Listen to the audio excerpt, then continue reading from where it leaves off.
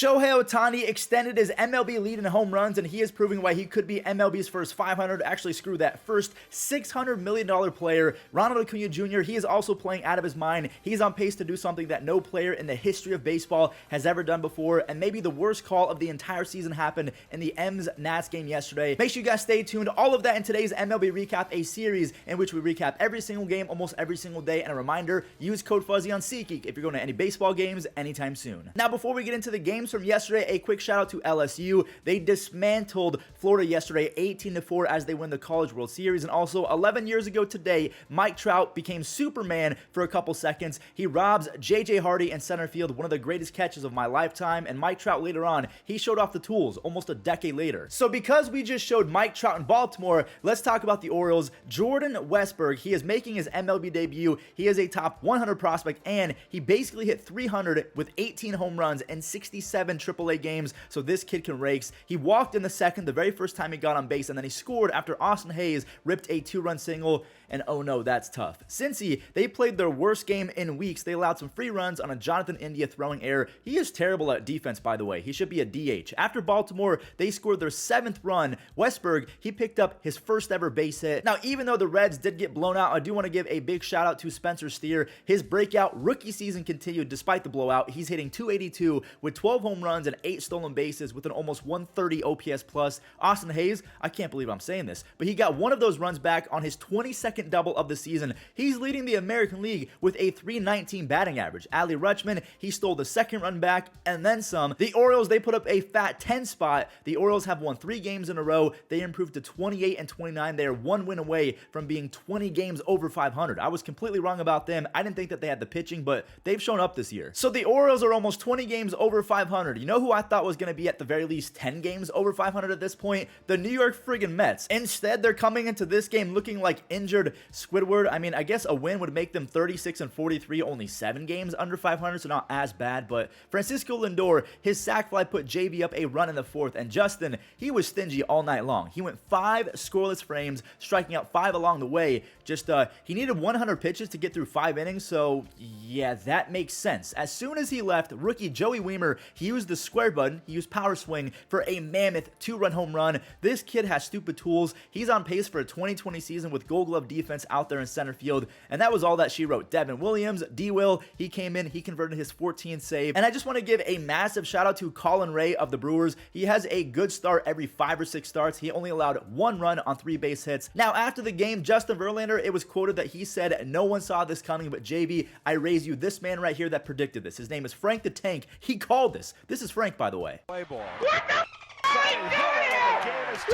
Now, I bring up the Brewers game after the Reds blowout because the Reds, they just lost sole possession of first place. Now, I want to ask you guys a legit question. What is going to happen with the NL Central? Should the 37-39 Cubs trade Cody Bellinger or Trey Mancini? The Pittsburgh Pirates are 7 games under 500, and rumors are they are shopping Andrew McCutchen. He has a .394 on base percentage. He has 9 stolen bases, so plenty of gas left in the tank. The Rangers are said to be front runners to acquire Andrew McCutchen because Robbie Grossman, he's not quite getting the job done. The trade deadline, by the way, is August 1st, so plenty of time to figure things out whether a team is good or not. I mean, honestly, what do you guys make of the NL Central? It's kind of a mess right now. Here we go, the Braves and the Twins. Now, we all know that the Braves, they're going to make the playoffs, and despite my friend Joey Gallo going 411 feet off of the nasty Spencer Strider, Atlanta, of course, they're going to make things interesting and make things tough on whoever they play. They tied it in the 4th after an error from Alex Kirilloff, so Spencer Strider and Sonny Gray, they're now fighting to keep things at 1-1, and they did exactly that for a good 2 hours. Strider, he struck out 10 Twins. His 311 strikeouts are the most ever in Major League Baseball history through 36 starts. Sonny Gray, he was dealing as well. He allowed 1 run earlier, and there's one more. Ozuna of the Braves, he ran into 1, and Ronald Acuña Jr., he's just not fair. Ronald is 3 home runs and 5 stolen bases away from having a 20-40 first half, and he's nearly hitting .330, maybe the greatest first half in Major League Baseball history, up there with Eric Davis and Barry Bonds. Bonds.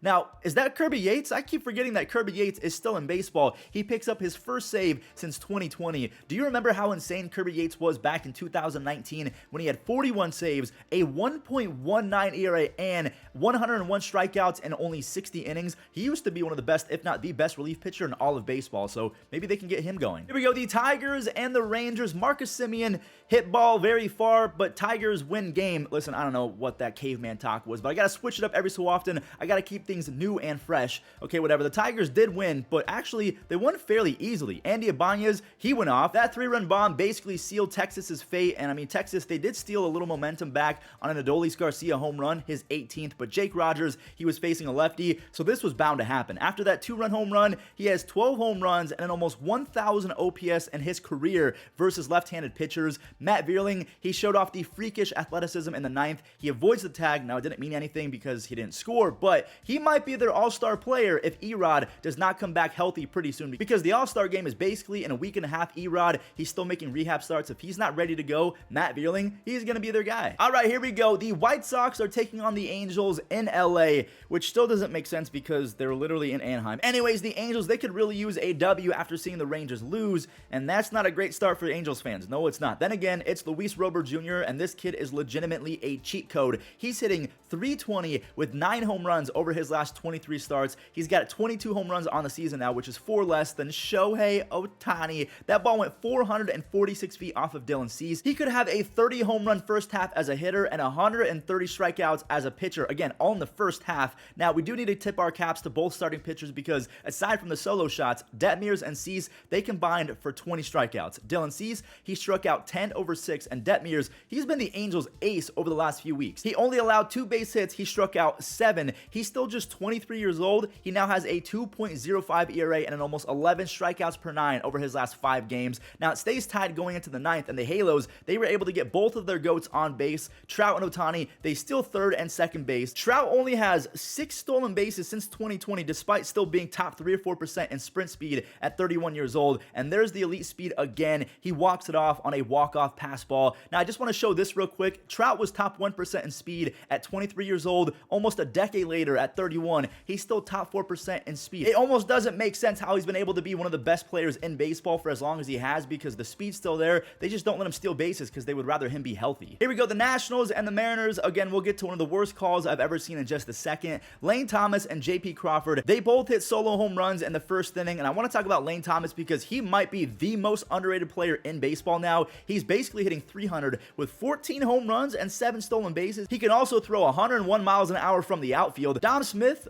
he can't do any of that, but there he is with a home run. Washington, they got one more on a single from Luis Garcia, only to lose the lead in the very next inning. Eugenio Suarez, he bopped one out, and J-Rod, he singled home Jared Kelenic to tie it at 3. Now, the Nationals brought in a guy named Corey Abbott, and his job was to put a blanket over the Flames, and well, he did the exact opposite. He threw gasoline on the fire. Mike Ford and Colton Wong, they plated a run each in Seattle. They ended up with 8 runs after a 2-run 8th inning. The game's not over yet, though, because Lane Thomas, he drove in his 41st RBI on his 20th double of the year, and now the bases are loaded for Washington's second best hitter, the Candyman, Jeimer Candelario, got absolutely hosed. That was a ball by maybe a foot, and he got rung up by an umpire who was probably late for a movie date or something. Like, that's objectively one of the worst calls I've ever seen. And honestly, umpires, they should be subject to fines or suspensions or benching or something like that, because that was one of the worst calls I've ever seen. Now, before we end today's recap, I do want to update you guys on the leaders across baseball. So Luis Arraez, obviously, his .399 batting average is first in baseball. Shane McClanahan is the only pitcher in baseball with 10 wins. He has 11, by the way.